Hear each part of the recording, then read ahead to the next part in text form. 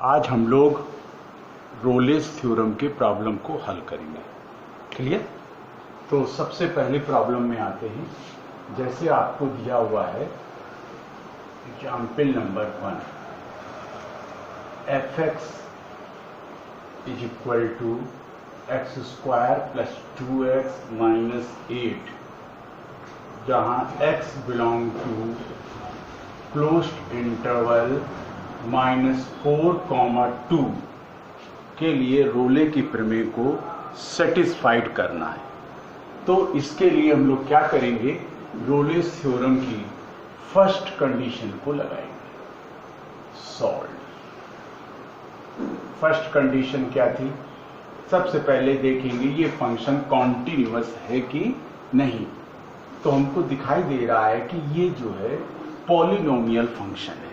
कैसा है? Polynomial function, अतः ये कॉन्टिन्यूअस होगा। तो क्या लिख देंगे? fx is polynomial function, so fx is continuous on closed interval -4, 2। इसके बाद इसकी सेकंड प्रॉपर्टी पर अब हम लोग आते हैं। सेकंड प्रॉपर्टी अब इसकी क्या कह रही है वो समझते हैं। सेकंड प्रॉपर्टी में हम लोग इस फंक्शन को डिफरेंशिएट करेंगे। f dash x is equal to, आसान सा डिफरेंशिएट है, एक्स स्क्वायर का 2x, 2 ऐसे ही x का 1 हो गया, 8 का क्या हो गया 0, क्या निकल कर आया 2x प्लस 2। यहां पर हम x की जगह कोई भी मान रखें तो हम पाते हैं कि ये फंक्शन जो है डेफिनिट वैल्यू प्राप्त करेगा। x की जगह 1, 2, 3, 4, 100 माइनस में भी कोई भी वैल्यू रखें तो ये डेफिनिट वैल्यू प्राप्त कर रहा है। लेकिन हमें चेक कहां से कहां तक करना है? -4 से 2, वो भी ओपन इंटरवल में। और हम देख रहे हैं कि वहां पर भी इसके डेफिनिट वैल्यू है। तो क्या लिख देंगे? f dash x has a unique and definite value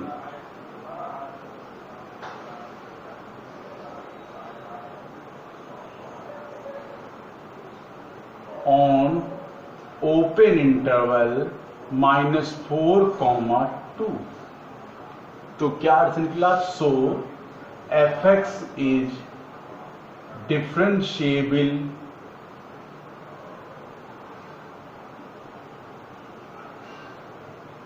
on -4, 2। अब आते हैं इसकी थर्ड प्रॉपर्टी पे, रोलेस थ्योरम की। रोलेस थ्योरम की थर्ड प्रॉपर्टी क्या कहती है कि हम ये वैल्यूज फंक्शन में रख के देखेंगे। सबसे पहले -4 रखिए x की जगह पर, -4 का होल स्क्वायर प्लस 2 इंटू -4 -8। अब इसे हल करिए। 16 -8 -8 इज इक्वल टू 0। अब x की जगह पर 2 रख के देखें इस फंक्शन में, तो 2 का स्क्वायर प्लस 2 इंटू 2 -8, यानी 4 + 4 -8 इज इक्वल टू 0। अतः हम क्या कह सकते हैं? f - 4 is equal to f2। अतः ये रोलेस थ्योरम को क्या कर रहा है? सेटिस्फाई कर रहा है। अब जब रोलेस थ्योरम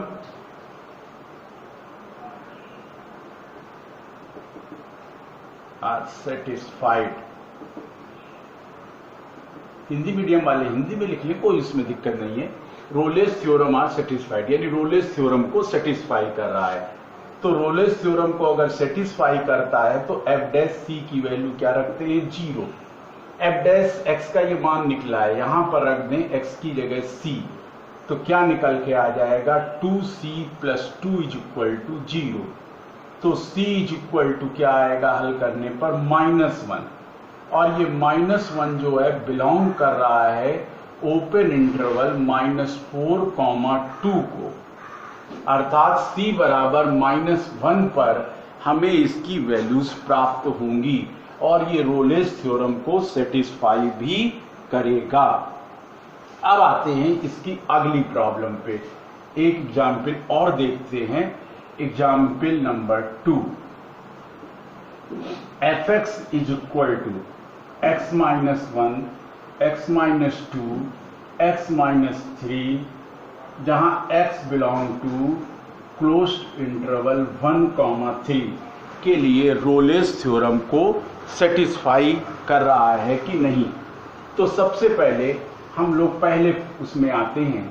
अब चूंकि मैं लिखने का तरीका बता चुका हूं, इसलिए अब डायरेक्ट ही मैं बताऊंगा, नहीं तो प्रॉब्लम्स बहुत कम हल हो पाएंगे। चूंकि अब अगर इसको हम मल्टीप्लाई करके खोल लें, अभी खोलेंगे भी, fx इज इक्वल टू, पहले इन दो ब्रैकेटों को कर लीजिए मल्टीप्लाई, क्या आएगा x² minus 2x minus 3x यानी -5x प्लस 6। अब इससे भी मल्टीप्लाई कर दीजिए, x से पहले करिए x³ minus 5x² plus 6x, -1 से करिए -x² प्लस 5x माइनस 6। अब इनको जोड़ घटा लीजिए तो x³ minus 6x² plus 11x minus 6। अब हमको दिखाई दे रहा है कि यह 3rd डिग्री की पॉलिनोमियल इक्वेशन है, अतः ये कॉन्टिन्यूअस होगी। ठीक है, ऊपर जैसे इसमें लिखा था इसी तरह इसमें लिख लें। अब इसको डिफरेंशिएट कर लें तो 3x² x³ का हो गया, 6 ऐसे इसका 2x यानी कि 12x हो गया, प्लस 11 इसका 1 हो गया, इसका 0 हो गया।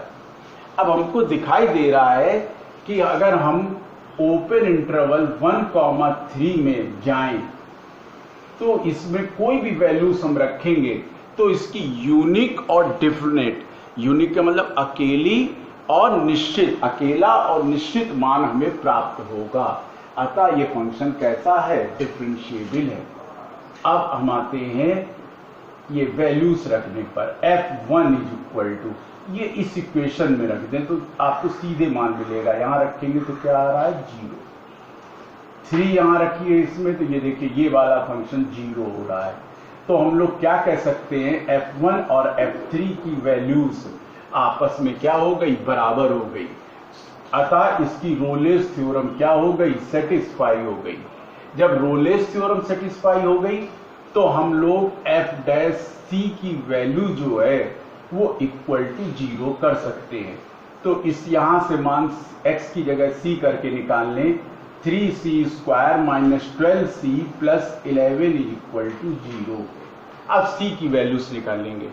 अब मान लीजिए यह हल ऐसे नहीं हो रहा है तो इसमें श्रीधराचार्य विधि लगा दे, c is equal to -b यानी 12 plus minus under root b² 144 minus 4, a की वैल्यू 3, c की वैल्यू 11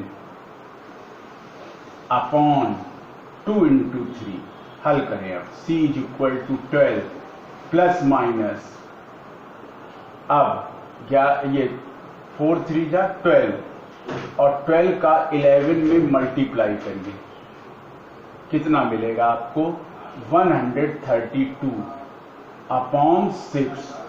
तो c is equal to 12 plus minus, इसमें घटा दीजिए, क्या निकल के आया अंडर रूट 12, 12 अपॉन 6, इसका अंडर रूट निकालने जितना निकल जाए क्या निकलेगा 2 अंडर रूट 3 अपॉन 6, 2 कॉमन करके ऊपर नीचे काट दें तो क्या बच जाएगा आपका 6 प्लस माइनस रूट 3 अपॉन 3, 3 से चाहें तो भाग भी दे दें तो क्या निकल के आ जाएगा 2 प्लस माइनस रूट 3 अपॉन 3। तो 2 प्लस माइनस इससे कट सकता है 1 अपॉन रूट 3।